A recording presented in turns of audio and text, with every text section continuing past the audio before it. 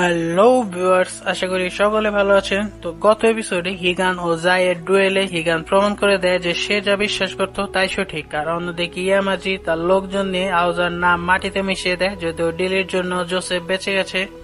তো এরপরের কাহিনী জানতে let's play the fun begin.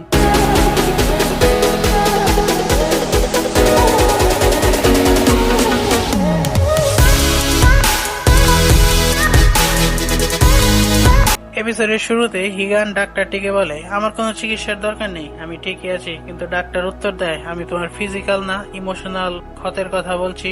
শেষমেশ তুমি তোমার সবচেয়ে কাছের একজনের সাথে লড়াই করেছো এবং তোমরা দুজনেই নিজেদের সিক্রেট আর্ট ব্যবহার করেছো।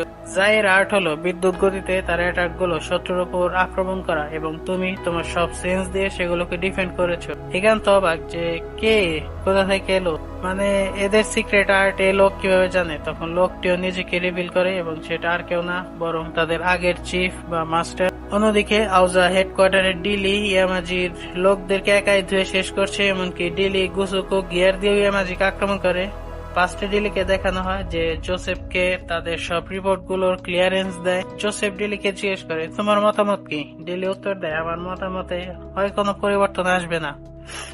জোসেফ বলে, কেন? তুমি একজন নিনজা, একজন এক্স আর্মি, নাকি তুমি আমার সেক্রেটারি? আমি সেটা মনে করি না।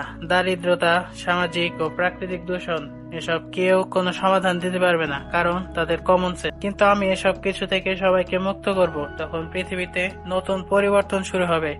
আর ডিলি জোসেফের এসব আইডিওলজিতে মুগ্ধ, তাই সে এখন ইয়ামাজির মুখোমুখি। কিন্তু ইয়ামাজির কাছে এসব ভিত্তিহীন কথা ছাড়া আর কিছু না। তার কথা, নিনজারা পুরো পৃথিবী রাজত্ব করবে, ফলে কারোর সাথে কোন রকম অন্যায় বিচার হবে না। ডিলি তার গুসুকো গিয়ার দিয়েও ইয়ামাজিকে কিছুই করতে পারে না, আর ইয়ামাজির কাছেও এখন নিজের গুসুকো গিয়ার আছে, এবং আমার মনে হয় না যে ডিলির এত ক্ষমতা আছে যে সে ইয়ামাজিকে কিছু করতে পারবে। আর তাই হয় ইয়ামাজি ডিলিকে মেরে ফেলে।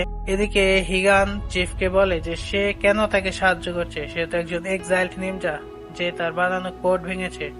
চিফ বলতে থাকে, কোড? এটা একটা অভিশাপ যেটা আমাদের সবাইকে জড়িয়ে রেখেছে। আমাদের অর্গানাইজেশন অনেক পুরনো, অনেক আগে আমরা অন্য সব বিরোধী দলকে সরিয়ে নিজেরা আন্ডারওয়ার্ল্ডে রাজ করা শুরু করি, এবং সেটা জাপানের ছায়ায় থেকে। কিন্তু বাস্তবে এমন হয় যে জাপানি আমাদের থেকে দূরে সরে যাচ্ছিল। তাদের ধারণা অনেক রকম স্পেশাল ফোর্স থাকবে। আমরা কেন এসব নিনজাদের উপর জাপানের ভবিষ্যতের দায়িত্ব দিব? আর এটা হয়তো সাধারণ ছিল, কারণ আমরা কোনো উন্নত টেকনোলজি নির্ভর ছিলাম না। আমাদের সবকিছুই সেই কোডের ওপরই বাধা ছিল, যেটা যুগের পর যুগ চলে আসছে। কিন্তু এর জন্য খুব শীঘ্রই সবকিছু শেষ হতে যাচ্ছিল। তাই আমি নতুন পথের সন্ধান করতে থাকি, যে রাস্তায় বাকি নিনজারাও চলতে পারবে। কিন্তু কোড সবসময় আমার কাজের বাধা হয়ে দাঁড়াতো, কারণ আমরা এত নিনজা যাদের কাছে ইমোশনের বিন্দু মাত্র মূল্য নেই। তাই আমি অর্গানাইজেশনের সবাইকে দেখতে থাকি কার কিরকম চিন্তা, এবং একসময় তোমাদের কাছে পৌঁছাই। চিফ তার রূপ পরিবর্তন করে মারির কাছ থেকে ইমোশনের আসল মানে, ইমোশন যে কি তা জানতে পারে। সে এও সতর্ক করেছিল যেভাবে চললে মারিকে হয়তো এক ভয়াবহ ফলাফল ভোগ করতে হবে। কিন্তু মারি তার জীবনকে ভাগ্যের হাতে ছেড়ে দিতে চায়। সেজন্য আমি তাই করব যেটা আমার হার্ট আমাকে বলবে। চিপ সবসময় তাদের তিনজনের ওপর নজর রাখতো, সেই সাথে ইয়ামাজিকেও। চিপ তাদের কাছ থেকে শিখতে পেরেছিল যে নিনজা সেসব কিছুর থেকে বড়, যে শুধু অস্ত্র উঠাতে পারে, বরং অস্ত্রকে নিজের ইচ্ছা মতো নিয়ন্ত্রণ করতে পারে। কিন্তু ইয়ামাজি আলাদা, সেও নিনজাদের জন্য নতুন রাস্তা খুঁজছিল। ইয়ামাজির কথা, আমরা আর কোনো শক্তিশালী কারো আন্ডারে থাকবো না, বরং আমরা নিজেরাই এগিয়ে যাব।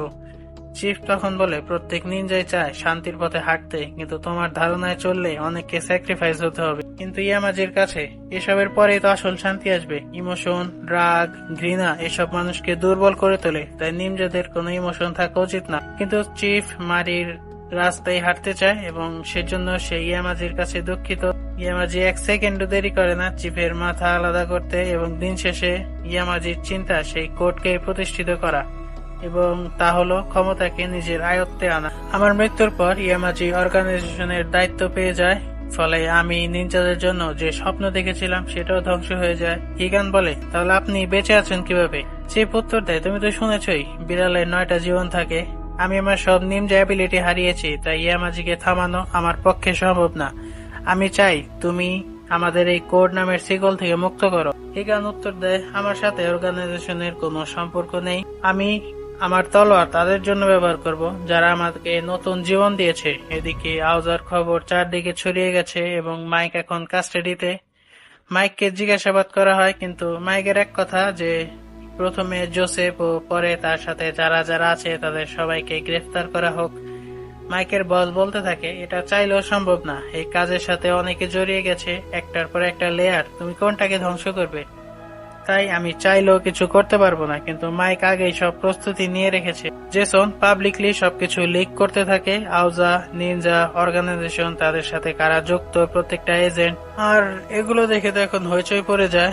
মানে এখন সবকিছু রিভিল হয়নি যতক্ষণ না মাইক বলছে জেসন একটা একটা করে সবকিছু রিভিল করবে। শুরুতে ডিফেন্স সেক্রেটারি যে আউজার সাথে নিনজাদের কাজ করার পারমিশন দিয়েছিল, যদি তাও না হয় আস্তে আস্তে আরো রাঘব বল বেরিয়ে আসবে। এত কিছুর পর মাইক ও বস নিজেদের মধ্যকার সব হিসাব মিটাতে থাকে, মানে দুইটারই মাথা গেছে। আর এদিকে ইয়ামাজি তার গুসুগো টিম নিয়ে তৈরি বিশ্ব জয় করতে। সব তথ্য পাবলিক হয়ে যাওয়ায় সবাই নিজের হাত পরিষ্কার রাখার জন্য জোসেফকে মেইন ভিলেন বানিয়ে তার উপর বাউন্টি বসিয়ে দিয়েছে। জোসেফ আবার সবকিছু হ্যাক করে সবাইকে নিজের মেসেজ দিতে থাকে যে আমার কাছে এখনো আউজার রিয়েক্টরের কন্ট্রোল আছে এবং কেউ যদি কোনো ভুল সিদ্ধান্ত নেয় তাহলে সেসব রিয়েক্টর গুলো ওভারলোড হয়ে 100 কিলোমিটার পর্যন্ত ছড়াবে। মানে জোসেফ সব হারায় পাগলা হয়ে গেছে, মানে এরকম ওপেন থ্রেট দিতেছে। এতক্ষণ দুইজন ফাটাফাটি করার পর নিজেরাও এই নিউজ দেখেছে, যদিও তারা তাদের লোক পাঠিয়ে দিয়েছে, কিন্তু তাদের ভয় হলো সবাই নিজেকে পরিষ্কার রাখার জন্য জোসেফকে মেরেও ফেলতে পারে। এদিকে ইয়ামাজির গুসুকু সৈন্যগুলো একে একে দেশের সব বড় বড় মাথাগুলোর খবর নিতে থাকে। ইয়ামাজি এমন এক পৃথিবী বানাবে যেখানে গর্ব অহংকার বলতে কিছু থাকবে না। সে পৃথিবীকে তেমন ভাবে করবে যেমনটা নিনজারা কল্পনা। আমরা নিজেই নিজেদের মালিক। এতদিন যে রক্ত ও জীবন চলেছে, এখন সেটা চূড়ান্ত শান্তি নিয়ে আসবে। অন্যদিকে হিগান যাচ্ছে আউজার হেডকোয়ার্টারের উদ্দেশ্যে, কারণ ইয়ামাজি সেখানেই তার অপেক্ষায় তার শেষ বাধাকে, মানে হিগানকে ধ্বংস করার জন্য। এবং এর সাথেই এপিসোড শেষেতে নিনজা কামের প্রথম সিজন। ইয়ামাজি ও হিগানের লড়াই দেখতে পরের সিজন পর্যন্ত অপেক্ষা করতে হবে। এবং নিনজা কামই সিরিজটা ভালোই ছিল, কাহিনী, ব্যাকস্টোরি, ক্যারেক্টার ডেভেলপমেন্ট সবকিছু ঠিকঠাকই, কিন্তু কেন জানি হিগান ও জায়ের ফাইট সিনে এসে মার খেয়ে গেছে। মানে যে অ্যানিমে শুরুই এরকম ভাইরাল ফাইট সিন দিয়ে, শেষের দিকে সে কেন জানি আউলাই গেছে। তাও এবারে যে একটা অ্যানিমে। তাছাড়াও কাইজুনং 8 এখনো রানিং, সেই সাথে উইন্ড ব্রেকারও নিয়ে আসবো পরের ভিডিওতে। টিল দেন, আল্লাহ হাফেজ and don't forget to click the subscribe button. Thank ইউ।ルーム、シャンブルズ。